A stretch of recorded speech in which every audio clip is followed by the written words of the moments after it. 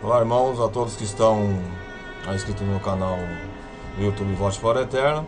Então nós estamos dando a continuação do tema O Engano da Teoria da Evolução das Espécies, onde estamos trazendo alguns vídeos plausíveis referente a essa farsa da evolução aí para quem já assistiu, mas para quem não assistiu a sequência dos vídeos, eu vou colocar aí na descrição aí embaixo do canal para que você possa pegar aí o fio da meada.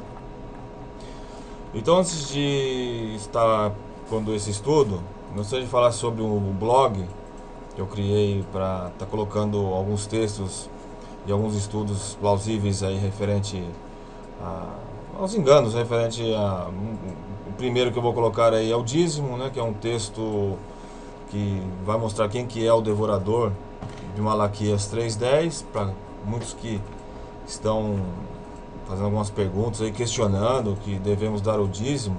Então, esse texto que eu estou ainda editando, né, para colocar aí, para escrever, não coloquei ainda, mas eu acho que até dia 28, dia 29, já está aí para que você possa estar colando e copiando e imprimindo e levando para os irmãos que estão sendo enganados aí por esses falsos mestres, falsos doutores, que fazem as pessoas ficarem embaixo da lei e pagando o dízimo para ir para o inferno, na verdade. Então eles estão perdendo a salvação e não querem entrar no reino e também não deixam os outros entrar. Então é esse que é a ideia. Bem, então tá aqui o blog volte para o eterno.blogspot.com, esse aí é o endereço. E também para quem quiser mandar algum e-mail ou algum vídeo interessante aí que está rolando na internet, pode estar mandando também por esse e-mail, né? E também outra informação, eu tenho um outro canal que eu abri, mas esse vai ficar em stand-by, pois caso esse canal seja deletado ou excluído, então eu vou fazer uma sequências de Volte para o Eterno 2, Volte para o Eterno 3, Volte para o Eterno 4, para que não possamos, para que se perder, né, e muitos irmãos que estão aí inscritos possam estar acompanhando. Então, caso o vídeo ele seja excluído ou tem algum problema, então você vai lá no Volte para o Eterno 2 e vamos dar sequência, vamos continuar a pregar a palavra, né? Pois não vai ser tão fácil eles nos calar. Então, até que o nosso Pai nos dê a oportunidade para estar falando, nós vamos lutando. Bem, irmãos, então a ideia aqui é o seguinte: vamos continuar referente ao engano da teoria da evolução das espécies. E então nós estamos defendendo a teoria do criacionismo, que o nosso Pai nos criou Adão e Eva, não foi nada de Big Bang, né? Então ele criou Adão e Eva e tudo que fez, não Big Bang, como eles dizem aí. Que muitos falsos doutores, falsos mestres, guias cegos introduzem esses ensinamentos para a humanidade, né? Introduzindo essa ideia global e de enganos desses mercenários aí, carniceiros. Então, irmãos, a salvação vem dos judeus, não propriamente dita do povo, mas veio do judeu, que é o Messias, né? Então, as Escrituras é um livro singular de referência para que possamos entender a origem do universo e se existe essas teorias de que quando nós morremos nós já vamos para o céu, vamos para o purgatório, como a igreja mãe vem pregando há muito tempo, e as filhas acabam acompanhando essa doutrina, esse ensinamento da mãe, que não é um contexto coerente às escrituras. Então essas respostas aí nós vamos achar no povo judeu, que é o Messias, né, que vem das escrituras, que tem base, né, comprovada, que o livro Bíblia, o livro Bíblia, mas as Escrituras, a essência, é um livro singular e único, desmascarando sobre esse Big Brother, né, e a imortalidade da alma. Então, como vocês puderam ver agora aí, vão canonizar esse homem, né, como se ele estivesse no céu, estivesse com o Messias, estivesse com o Yahushua lá, com o Eterno, né? Então estão orando ou pedindo para um homem que não pode fazer nada por eles. Eles estão equivocados. Então, infelizmente, nossos irmãos católicos aí estão sendo enganados pelo rabo, pela cauda de Satanás, e ele vem para tornar nosso pai, o Messias, um mentiroso. Então, eu só vou fechar aqui uma ideia. Então é em Daniel 12. Eu me baseio muito no Daniel 12, né? Depois de um tempo, o sacrifício foi tirado, e após a abominação desoladora haverá ainda 1290 dias, né? Bem-aventurados que esperam chegar até os 1305 dias, né? Tu, porém, segue o teu caminho até o fim da vida dele, pois descansará, e ao fim dos dias te levantará para receber a tua herança. Então, quem conhece Daniel, quem já leu Daniel, sabe que Daniel foi um homem muito amado, foi revelado para ele as profecias, tanto a profecia da estátua de Nabucodonosor, e também foi revelado para ele as 70 semanas de Daniel. Então, se foi ele, um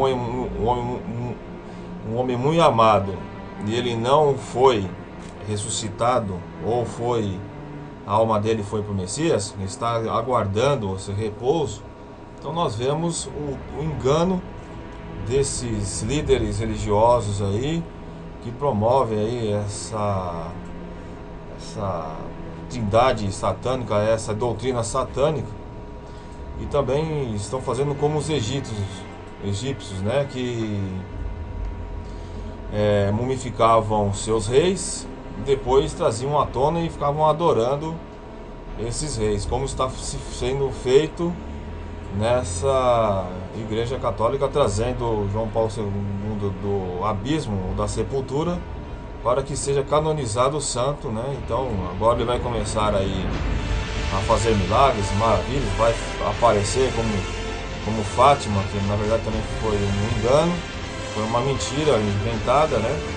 Então essa ideia aqui, esse assunto, vou trazer para vocês, para que vocês se peguem muito bem referente a essa ideia de imortalidade da alma, referente se nós morremos, vamos estar aí vagando, ou que seja, né?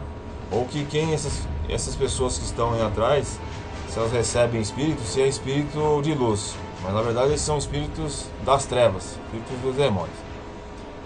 Bem, irmãos, então acompanhe essa sequência de vídeos para que você possa desmascarar e desfazer as obras de Satanás referente a esses enganos e mentiras. E como eu disse para vocês aí, em Mateus 24 fala que vai vir muitos mestres, falsos messias, maus mestres, que vão trazer prodígios, maravilhas. Então vocês veem aí nesses cultos aí, trazendo gente pulando, gente comendo capim, comendo grama, tendo manifestação demoníaca dentro desses shows de perdição gospel aí, né? Então é bem por aí. Então vamos desfazer a obra do inimigo. Então vamos para esse tema e acompanhe os próximos vídeos, que vai ser muito útil para que você se edifique e possa voltar para o Eterno e voltar para as verdades das Escrituras. Ok, irmãos? Até o próximo vídeo, se o nosso Pai querido, altíssimo e amado nos permitir. Valeu!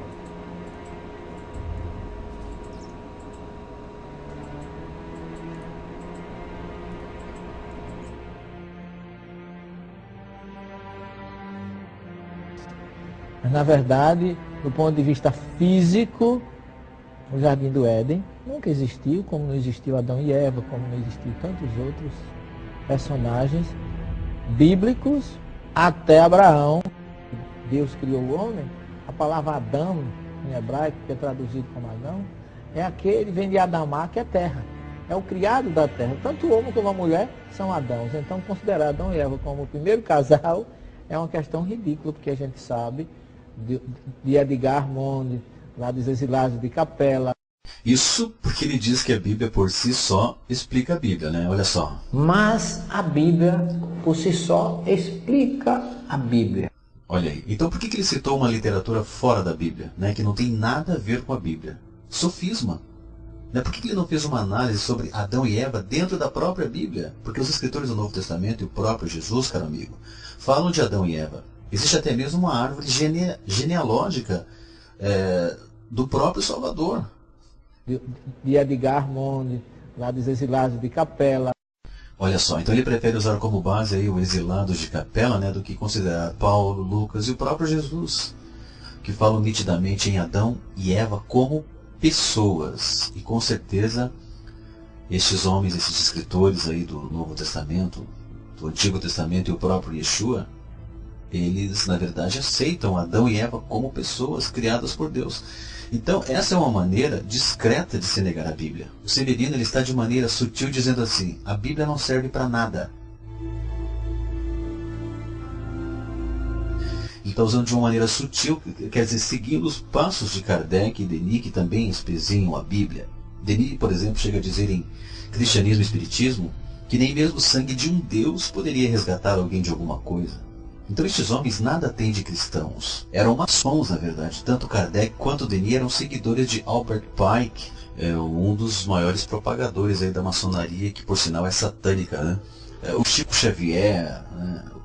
O Divaldo Franco e até mesmo Alziro Zarur, não sei se eu posso enquadrar ele aí. Na verdade, esses homens são propagadores do quê? Do satanismo, camuflados aí de cristãos, né? Então, gente, o criacionismo, na verdade, porque o espiritismo ele é evolucionista, né? O criacionismo é uma doutrina básica dentro de toda a estrutura do pensamento bíblico. Se nós removermos os primeiros 11 capítulos do Gênesis, né? Se nós não os tomarmos como são, na literalidade que eles possuem, nós estaremos praticamente jogando a Bíblia toda pela janela. Por quê?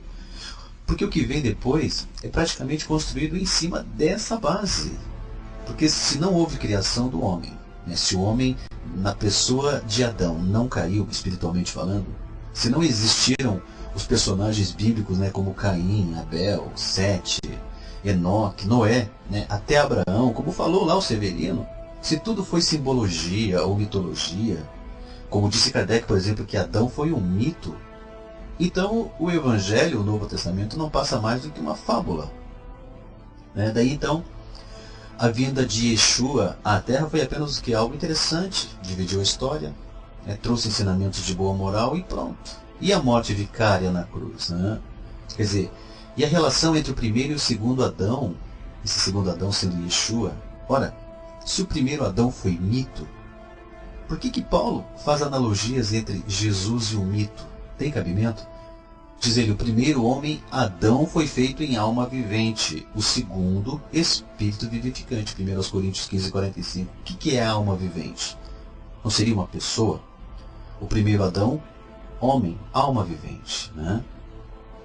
Logo então, Adão, na verdade, ele foi uma pessoa e não um mito. Diz assim a palavra, de um só fez toda a geração dos homens. Atos 17:26. De um só. Quem é esse um? Só pode ser Adão.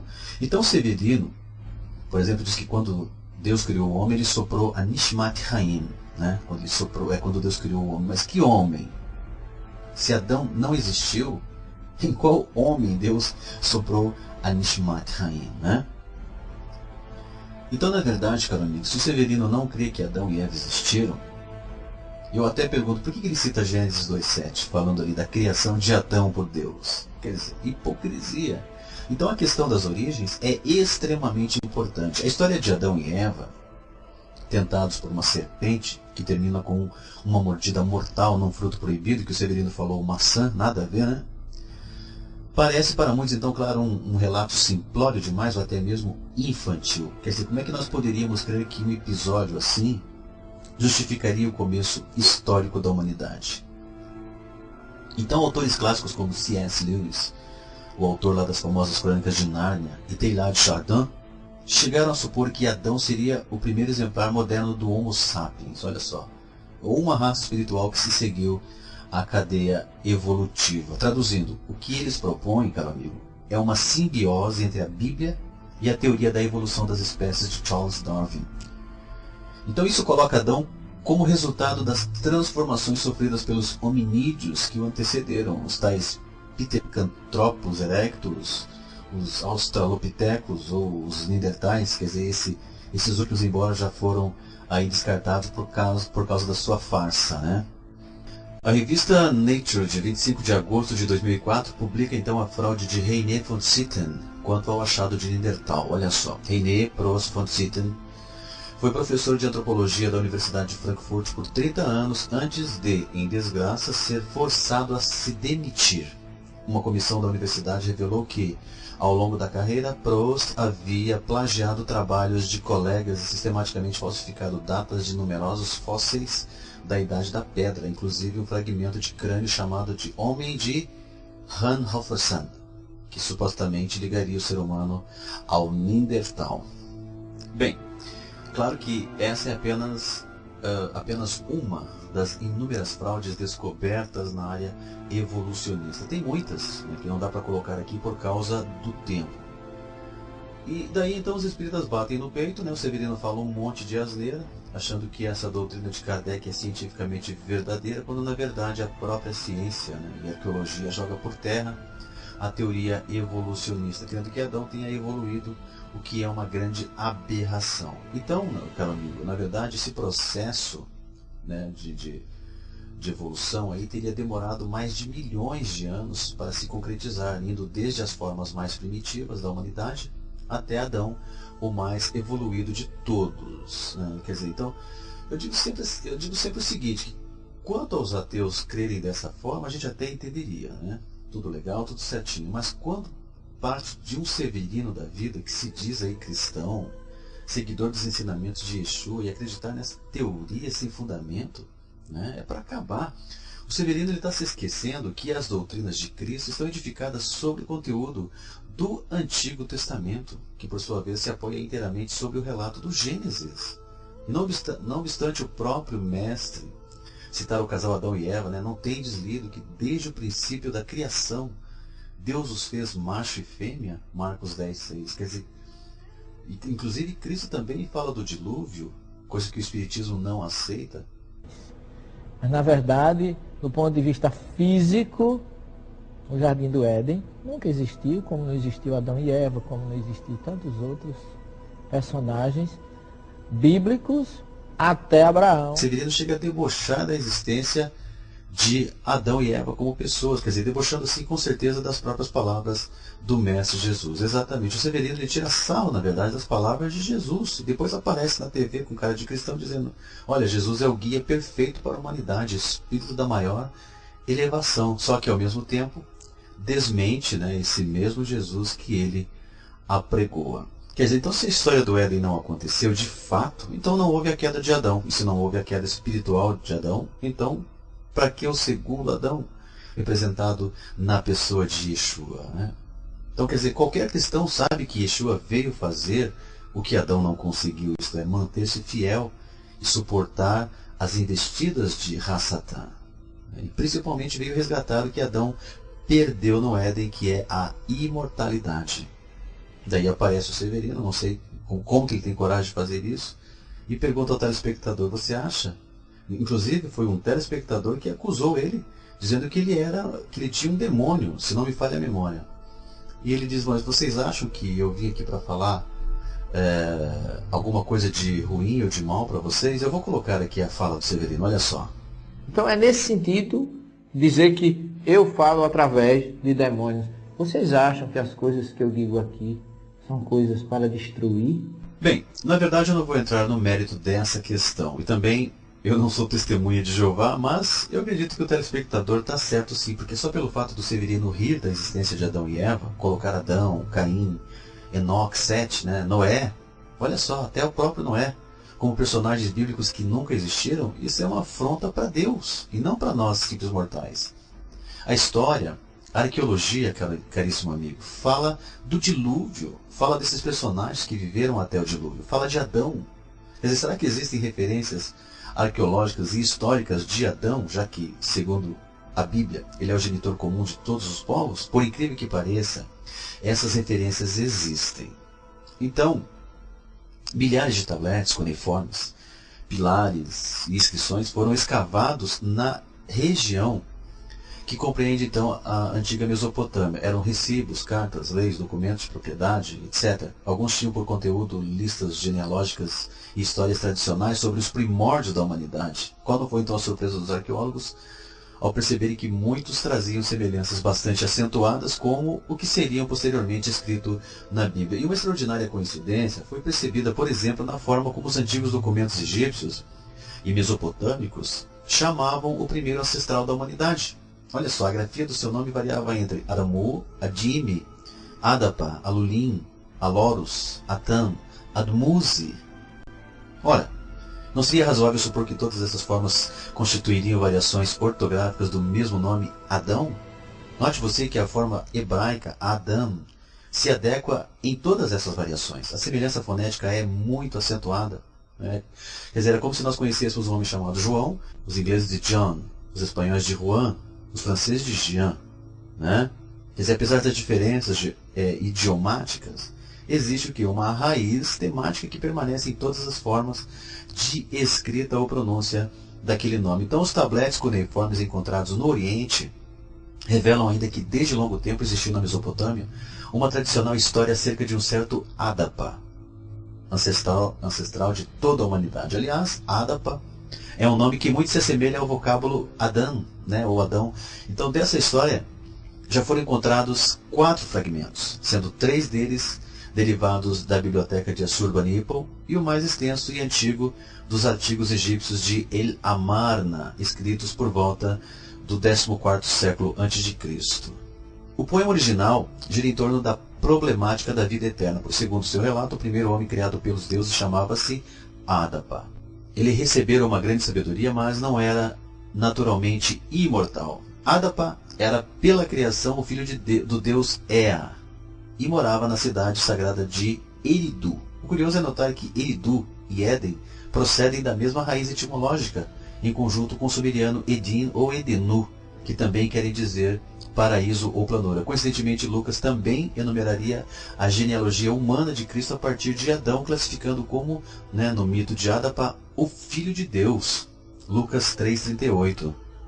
E o interessante, caro amigo, é que primeiramente os críticos disseram que a Bíblia inventou a história do Jardim do Éden, né? Só que agora que esses tabletes foram descobertos, o que eles dizem? Eles dizem que a Bíblia plagiou essa história sobre o mito de Adapa. Então vocês vejam como a Bíblia nunca tem razão, né?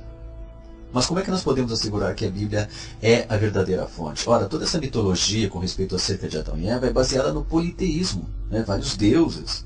Mas a Bíblia fala do quê? Do monoteísmo. E é óbvio que se a Bíblia tivesse plagiado, ela teria uma raiz politeísta também.